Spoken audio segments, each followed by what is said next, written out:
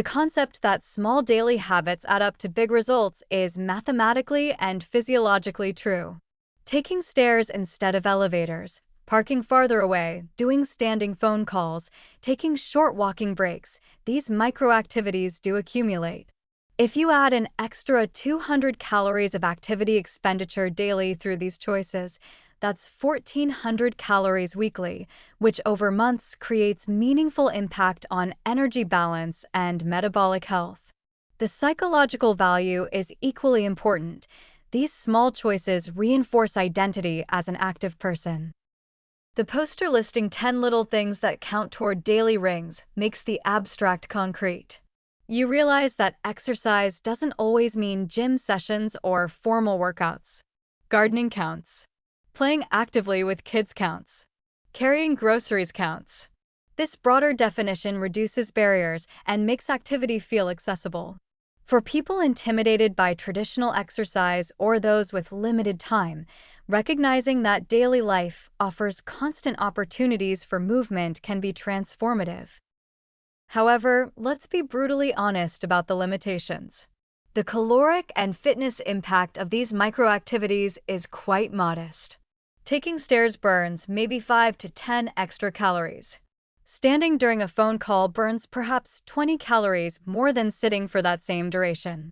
These numbers are trivial compared to the 300 to 500 calories you might burn in a structured workout.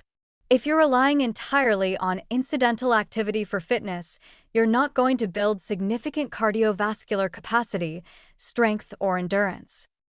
There's also a risk of what psychologists call moral licensing. You feel virtuous about taking the stairs, so you reward yourself with extra food or skip your planned workout because you've already been active. The net result can actually be negative. The small activities become an excuse for not doing more substantial exercise. This is particularly problematic if you're using these activities to close your rings and feel accomplished while not actually engaging in moderate to vigorous physical activity that creates physiological adaptation. The emphasis on accumulation can also create hypervigilance about every movement, turning exercise into an exhausting optimization problem.